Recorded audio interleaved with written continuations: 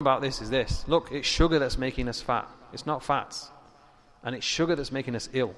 Sugar, in any of its forms, is 27 times more addictive than cocaine. 27 times, bro. That's insane. So in other words, a lot of these food companies, they've got you where, I'm not going to say in the masjid, but they've got you, right? That's where addiction kicks in.